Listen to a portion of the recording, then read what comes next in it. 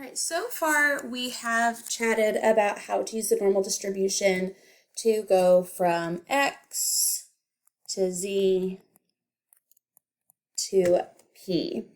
However, we can also go backwards on this distribution as well. If you know the percentile, you can find the z-score, and then using our equation here, we can then solve that for x.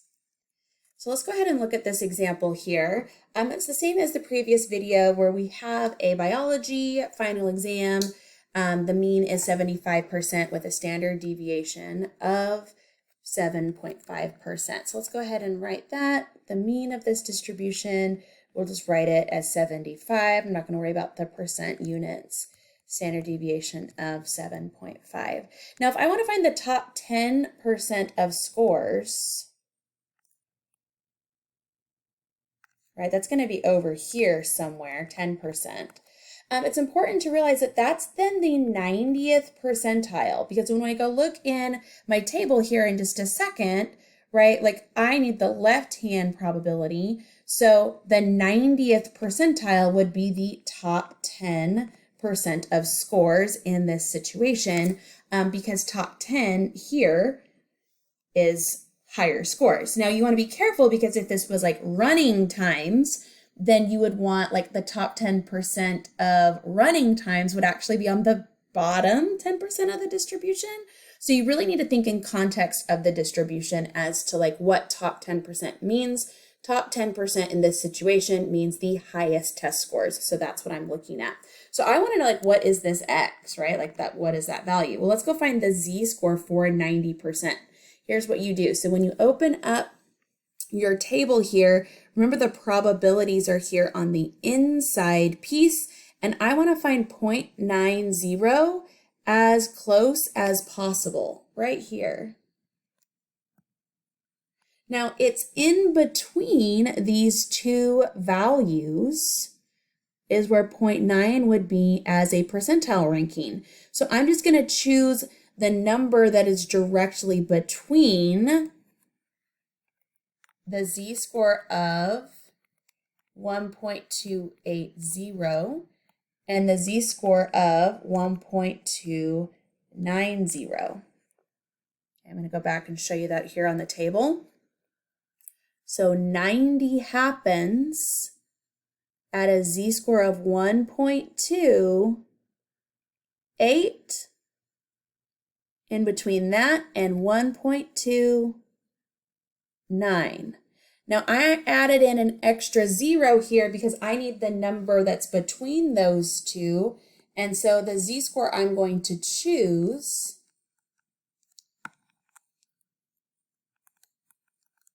is 1.285.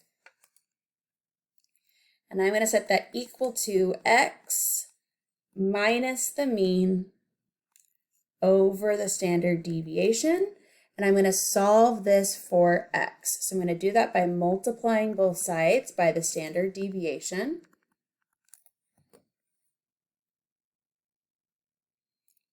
.5 times 1.285 is 9.6375.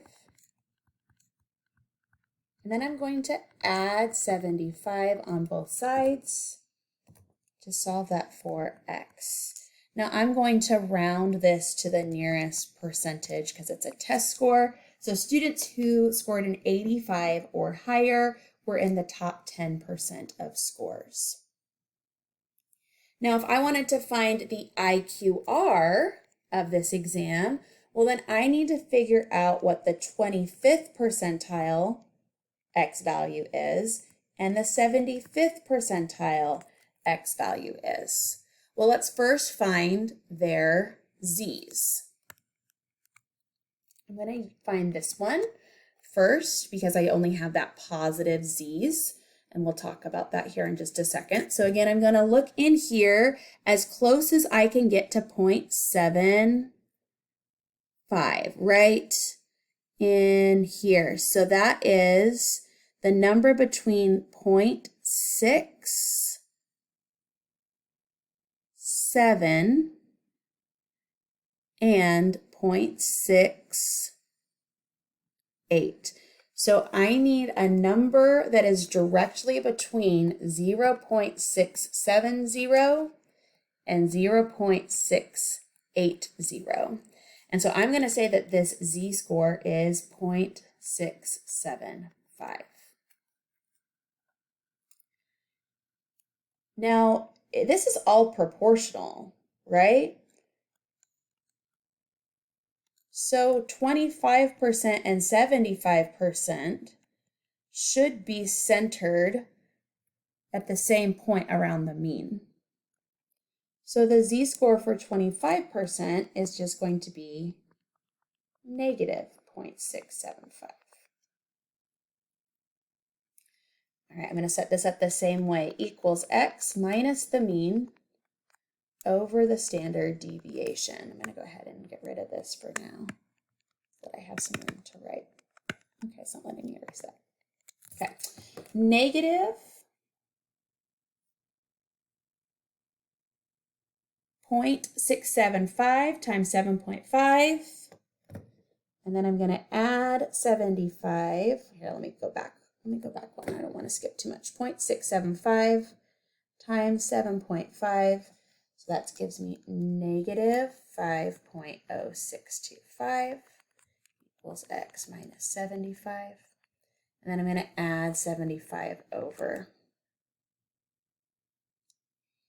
And I'm just going to round this. I'm going to say a 70%. Okay. So a score of a 70 is my Q1.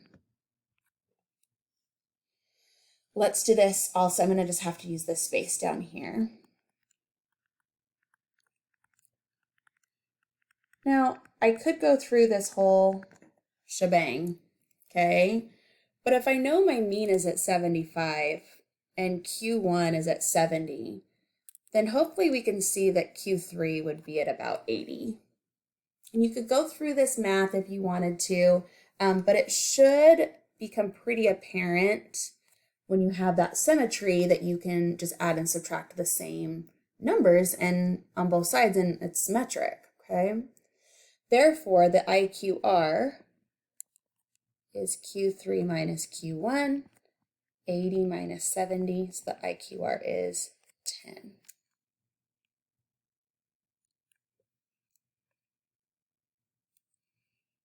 All right, let's go ahead and look at this last problem. The final exam scores on an intro chem test were also normally distributed and with the same standard deviation. A student who got a 70 was informed that they had equivalent to a Q1 of the distribution. What is the mean of the test scores? Now, you might be able to see like, oh, it's going to be the same as this situation, but I want to show you how you could solve this so that you would know what, like how to solve this type of problem. So I know that a 70 is at Q1. So that's the 25th percentile, whatever this mean is. And I know the standard deviation is 7.5.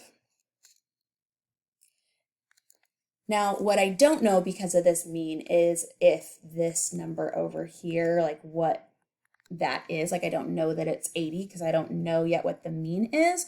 I do know that this distance from here to here is equidistance from here to here, but I really don't know anything else. I could go find in my table that my z-score for 25% is negative 0.675. Now this time I have my x, like I know that that value is 70. What I don't know is my mean. And then I have my standard deviation. Okay, when I multiply, I get negative 5.0625. Now, when I subtract here, I get negative 75. equals negative mu, and so it makes sense that mu is then 75. And so that's just another way we can apply this inverse probability for the normal curve in order to solve for mu.